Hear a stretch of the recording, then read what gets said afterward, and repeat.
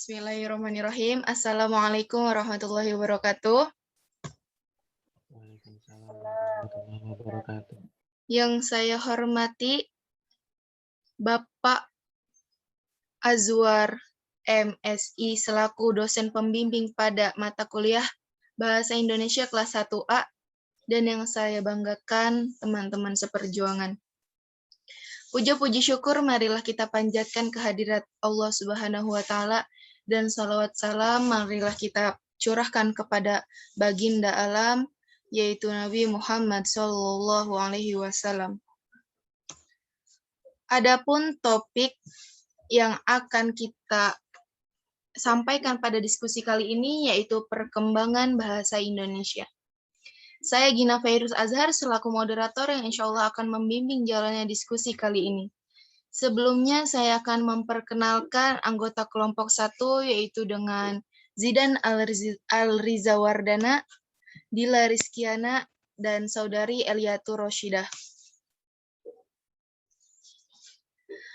Rangkaian pada acara yang akan kita lewati hari ini yaitu 1 pembukaan, 2 penyajian materi, 3 kesimpulan, dan penutup. Langsung saja mari kita buka diskusi kali ini dengan pembacaan basmalah. Bismillahirrahmanirrahim.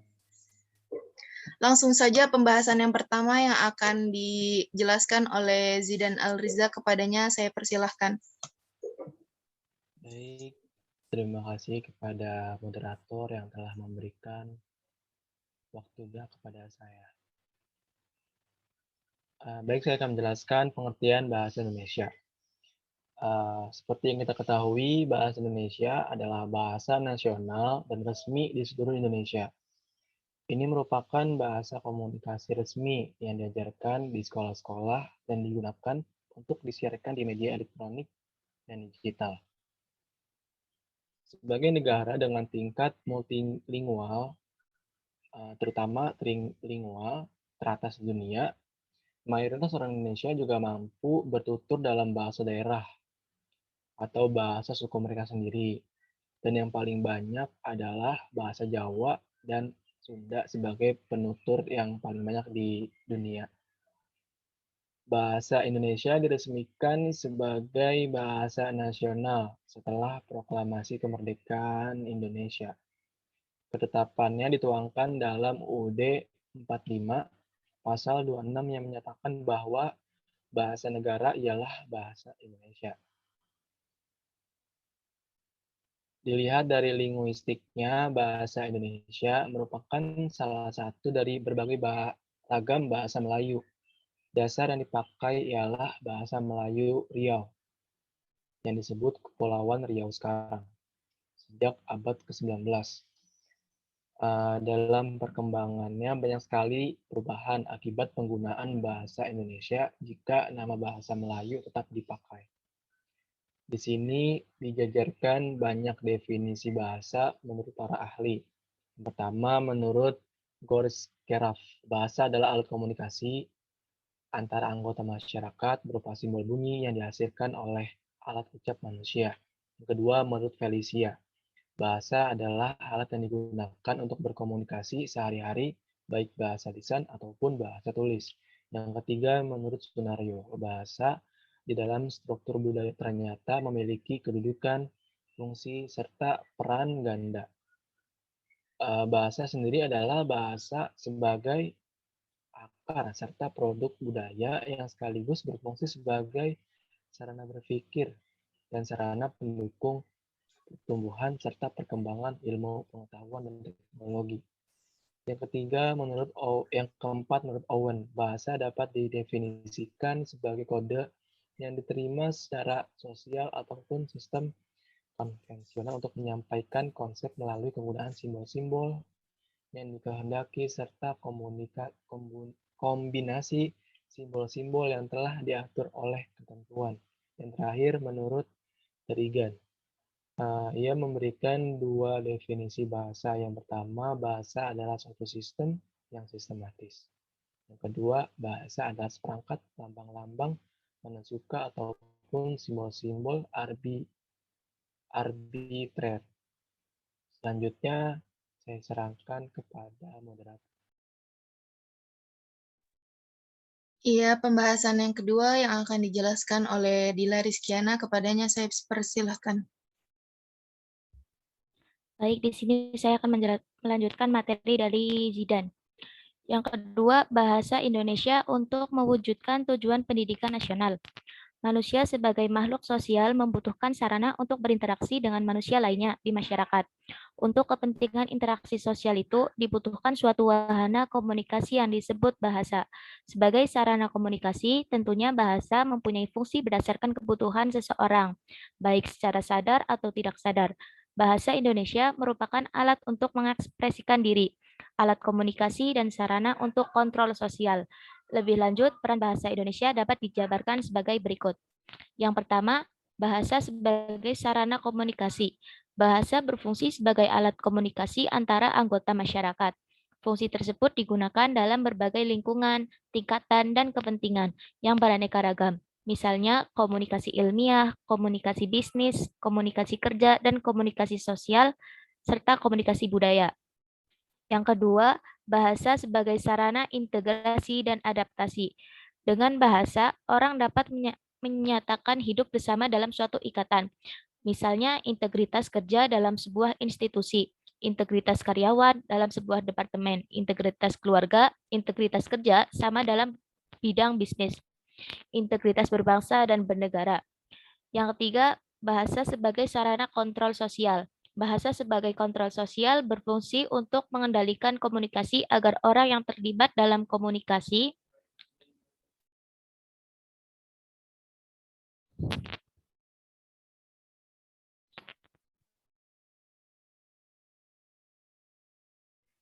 dapat saling memahami, masing-masing mengamati ucapan, perilaku, dan simbol-simbol lain yang menuangkan dasar, undang-undang, dan lain-lain. Yang keempat, bahasa sebagai sarana memahami diri. Dalam membangun karakter, seseorang harus dapat memahami dan mengidentifikasi kondisi dirinya terlebih dahulu. Ia harus dapat menyebutkan potensi dirinya, kelemahan dirinya, kekuatan dirinya, bakat, kecerdasan, kemampuan intelektualnya, kemauannya, temperamennya, dan sebagainya. Pemahaman ini mencakup kemampuan fisik, emosi, inteligensi, kecerdasan psikis, karakternya, psikososial, dan lain-lain.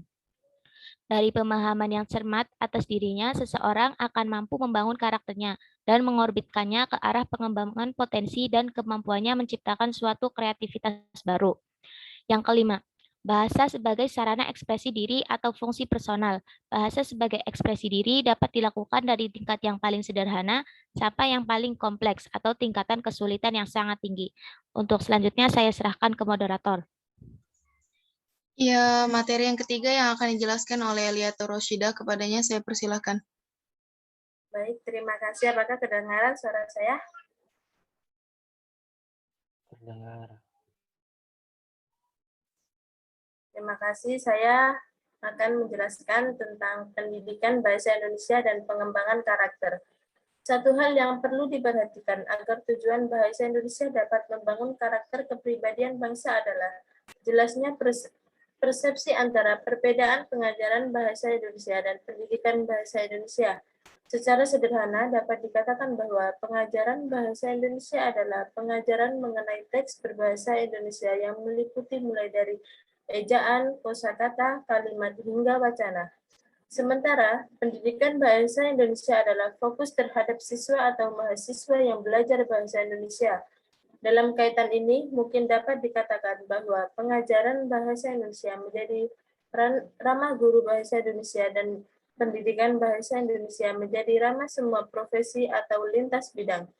Atau dengan kata lain, apa yang disebut dengan kompetensi bahasa. Berbeda dengan kompetensi linguistik, kompetensi berbahasa Indonesia menjadi tanggung jawab semua elemen masyarakat, terutama masyarakat akademis. Sementara kompetensi linguistik merupakan tanggung jawab dikatakan bahwa education adalah the process of training and developing the knowledge.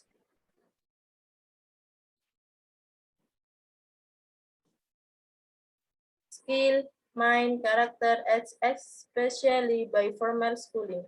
Jika pengertian itu dikembangkan dalam pendidikan bahasa Indonesia, maka pengertiannya adalah proses pelatihan dan pengembangan pengetahuan, keterampilan, pemikiran, karakter, dan sebagainya melalui pendidikan formal. Jadi, muatan pendidikan bahasa Indonesia adalah pengetahuan, keterampilan, pemikiran, dan karakter. Keempat hal ini juga saling berkaitan, sehingga kita dapat mengatakan bahwa orang yang berkarakter itu adalah orang yang berpengetahuan, orang yang berkarakter itu adalah orang yang terampil, orang yang berkarakter itu adalah orang yang memiliki pemikiran, dan kesemuanya menjadi tugas pendidikan bahasa Indonesia. Dengan kata lain, pendidikan bahasa Indonesia harus mempromosikan perubahan pada setiap diri siswa dalam semua bidang melalui pembelajaran bahasa Indonesia. Ya, selanjutnya tentang sejarah perkembangan bahasa Indonesia yang akan dijelaskan oleh saya sendiri. Indonesia merupakan sebuah negara berkembang di kawasan Asia Tenggara dengan letak geografis negara Indonesia yang terdiri dari beberapa pulau yang terpisah oleh lautan, mengakibatkan Indonesia memiliki banyak sekali perbedaan. Budaya yang berbeda dan bahasa yang berbeda menjadi keunikan tersendiri bagi negara Indonesia itu. Apabila ditinjau dari perspektif historis negara Indonesia, bahasa Indonesia diadopsi dari prototip bahasa Melayu. Bahasa Melayu merupakan salah satu bahasa daerah yang berada di negara Indonesia. Bahasa Melayu telah dipakai sebagai lingua franca dalam berabad-abad sebelumnya di seluruh kawasan tanah air kita, berdasarkan bukti-bukti sejarah yang ditemukan seperti prasasti yang ditemukan di Palembang, Jambi, dan Bangka. Dapat diambil sebuah analisa bahwa bahasa Melayu sudah dipergunakan sejak dulu di beberapa wilayah Indonesia, khususnya di wilayah-wilayah Sumatera, dan terdapat beberapa kerajaan besar yang berpengaruh pada saat itu. Kerajaan Sriwijaya merupakan sebuah kerajaan besar yang terletak di wilayah Sumatera.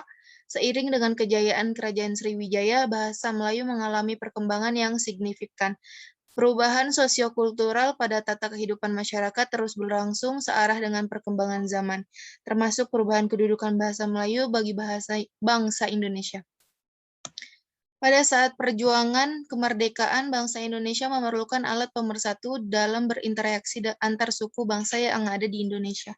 Dipilihlah bahasa Melayu sebagai bahasa pemersatu bangsa di Indonesia. Pada peristiwa Sumpah Pemuda tanggal 28 Oktober 1928, ditetapkan bahasa Melayu menjadi bahasa Indonesia. Penetapan itu pun merupakan awal bahasa Indonesia berkedudukan sebagai bahasa nasional. Bahasa Indonesia pertama kali diakui sebagai bahasa nasional bertepatan dengan sebuah peristiwa bersejarah dalam perjalanan bangsa Indonesia. Tujuan dari lahirnya bahasa Indonesia pada saat Sumpah Pemuda pada dasarnya agar bangsa Indonesia memiliki bahasa persatuan yang dapat mempersatukan bangsa Indonesia melalui bahasa yang dilatar belakangi oleh banyaknya bahasa daerah yang ada. Sebelum adanya bahasa Indonesia, belum ada bahasa yang memiliki fungsi yang mempersatukan bangsa dalam perspektif persatuan dan kesatuan bangsa. Seiring diikrarkan Sumpah Para Pemuda Nusantara pada tanggal 28 Oktober 1928 di Jakarta, menjadi titik awal perkembangan bahasa Indonesia sebagai bahasa nasional. Bahasa Indonesia merupakan bahasa nasional yang digunakan di negara Republik Indonesia atau NKRI. Pada perkembangannya dengan semakin pesatnya arus globalisasi modernisasi ilmu pengetahuan teknologi, bahasa Indonesia harus dapat menjadi sebuah instrumen dalam melakukan komunikasi utama di Indonesia. Melihat keadaan tersebut, berbagai stakeholder harus mempunyai inovasi agar bahasa Indonesia dapat senantiasa beradaptasi, mengikuti perkembangan zaman agar bahasa Indonesia memiliki kedaulatan tersendiri di negara Indonesia. Upaya untuk terus menjaga dan mengembangkan bahasa Indonesia dilakukan dengan berbagai cara. Salah satu cara untuk terus menjaga dan mengembangkan bahasa Indonesia yaitu dengan diadakannya beberapa kongres bahasa Indonesia. Pada dasarnya, kongres-kongres yang dilaksanakan merupakan wujud dari eksistensi bahasa Indonesia sebagai bahasa nasional, yang harus tetap berkembang sesuai dengan perkembangan zaman dari masa ke masa. Dari kongres yang telah dilaksanakan telah menghasilkan beberapa inovasi yang ditunjukkan untuk eksistensi bahasa Indonesia seiring dengan perkembangan zaman dan teknologi. Dalam konteks kedudukannya sebagai bahasa nasional negara Indonesia, bahasa Indonesia memiliki fungsi sebagai berikut. 1. Lambang kebanggaan nasional. 2. Lambang identitas nasional. 3. Alat pemersatu berbagai suku bangsa yang berlatar belakang sosial budaya dan bahasa yang berbeda. 4. Alat perhubungan antar daerah dan antar budaya.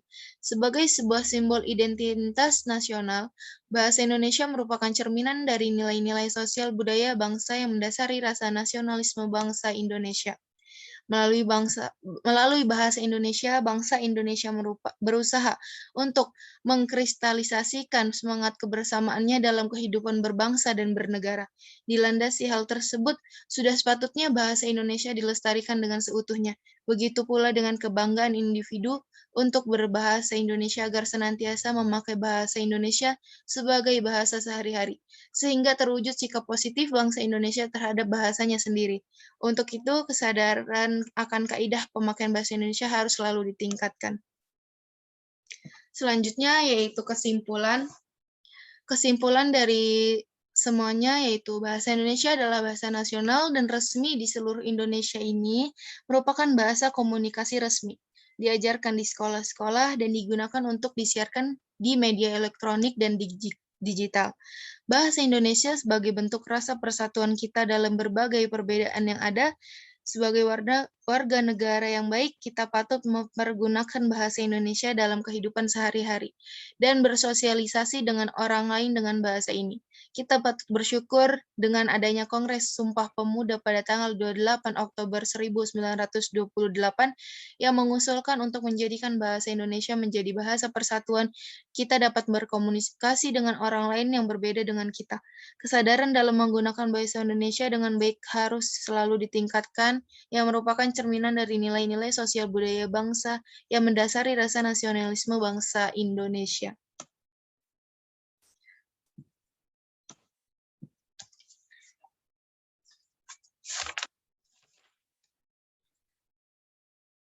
Dengan kesimpulan di akhir, maka berakhirlah diskusi kita pada hari ini. Saya selaku moderator mohon maaf apabila ada kesalahan kata. Saya akhiri. Wassalamualaikum warahmatullahi wabarakatuh. Waalaikumsalam.